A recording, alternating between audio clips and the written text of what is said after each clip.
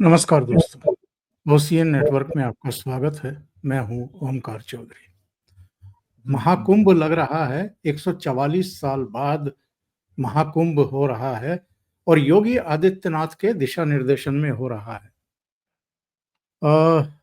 ये पन्नू ने कुछ धमकियां दी हैं, हालांकि ये कोई पहली बार तो धमकी उसने दी नहीं है। इसी तरह की धमकी वो G20 के समय भी दे चुके, गणतंत्र दिवस पर भी दे चुके, कई मौकों पर दे चुके, लेकिन सब फुस हो गई। फिर प्रयागराज में जो 3-4 प्रमुख स्नान होते हैं उनको लेकर के उसने धमकी दी है। क्या कहता है आपका आकलन? महाकुंभ वैसे तो जो मुझे अभी बताया पिछले हफ्ते, और मैं तो चौंक गया कि साहब कभी प्रयागराज के कुंभ में या अर्ध कुंभ में भी कभी कोई डूबा ही नहीं है गंगा में।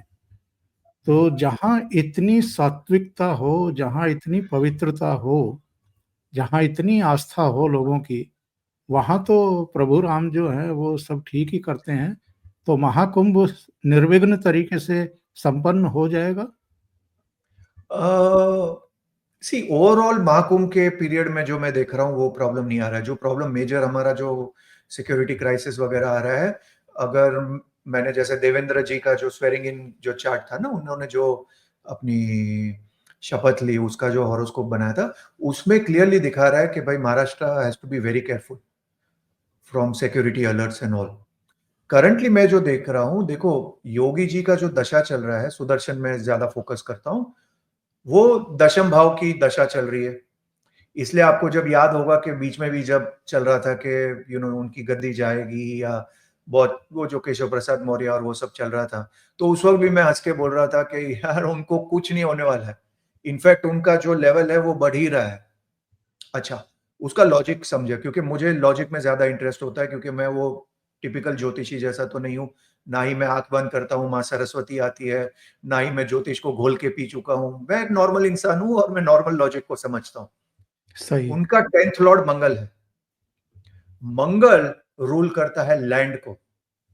हाँ, तो आप देखो, और वो जा रहा है नवम भाव में, जहां पे उनका आरूढ़ है, जहां से उनकी इमेज और बढ़ रही है। तो वो मंगल उनकी इमेज बढ़ा रही है।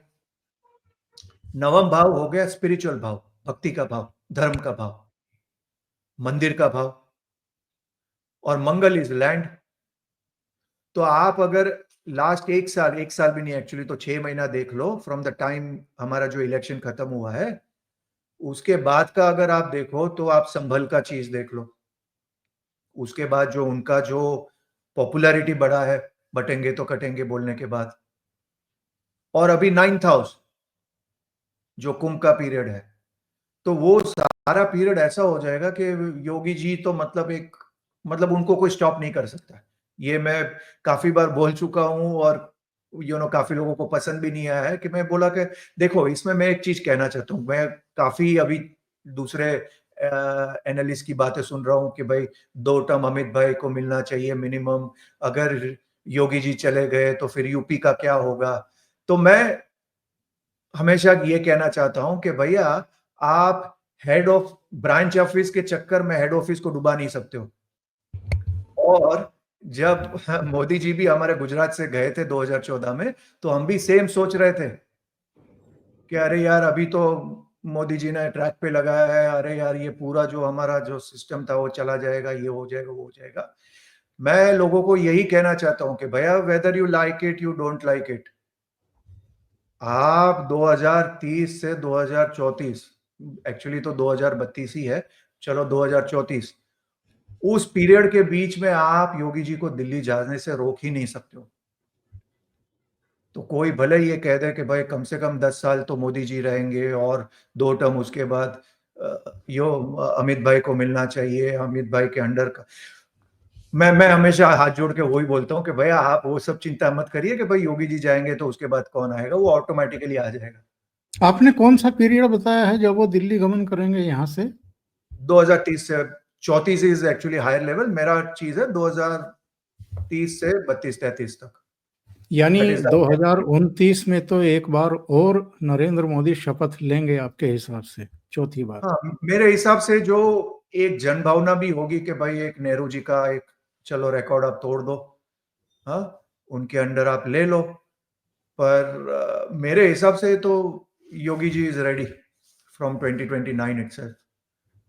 बाकी ये है उसके बाद तो कितना डिले करना है। पर एक चीज है कि योगी जी के बिना, देखो मैं एक चीज स्पष्ट कहना चाहता हूं कि Lok Sabha is a different ball game और स्ट्रेटेजिस्ट होना डिफरेंट बॉल गेम है।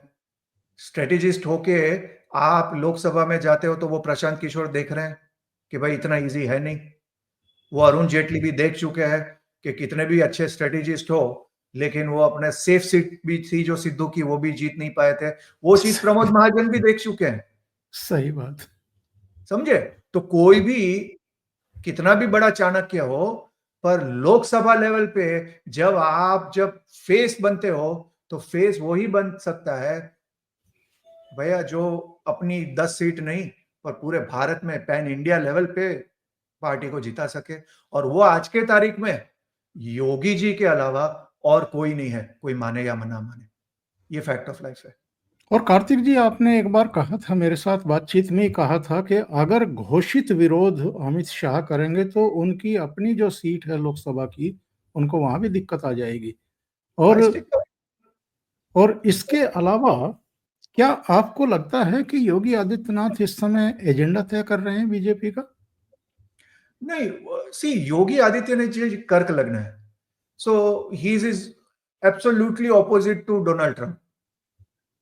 वो अपनी दुनिया में रहते हैं और अगर कोई उनका प्रॉब्लम है तो वो लग्नेश उनका 11th हाउस में है, तो he is not a person जो अपना कैंप बनाते हैं कि यार आप मेरे लिए लॉबी करो, या अपनी टीम बनाते हैं कि यार ये अंडर करंट में यार तू ये लीक कर दे, तू वो लीक कर दे।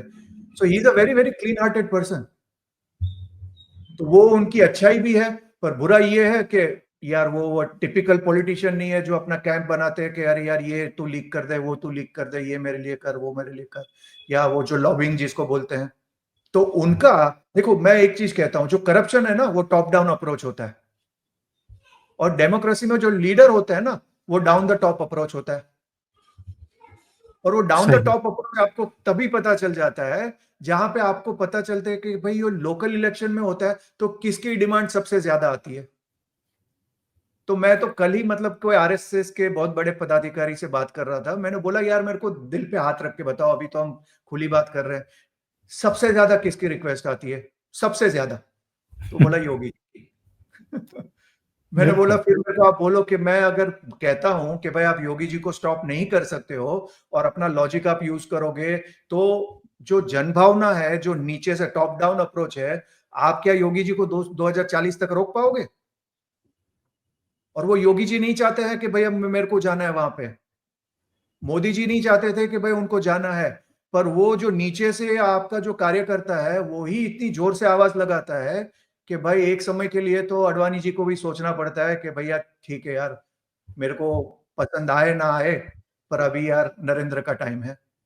तो वही होगा और वही होना चाहिए, क्योंकि देखो जो गलती बाला साहब ठाकरे ने की थी अपना अपना रिप्लेसमेंट ढूंढने में और उद्धव को दे दिया था, तो वो अभी लोगों ने देखा है कि क्या हुआ।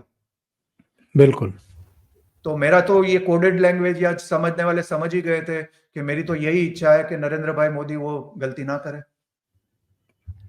कार्तिक जी, बहुत बहुत धन्यवाद। आपने ओशियन नेटवर्क के लिए इतना समय निकाला और कई मुद्दों पर बहुत ही महत्वपूर्ण चर्चाएं की हैं और जानकारी दी है हमारे दर्शकों को। Thank you so much. Thank you. नमस्कार। नमस्कार। ओम नमः शिवाय।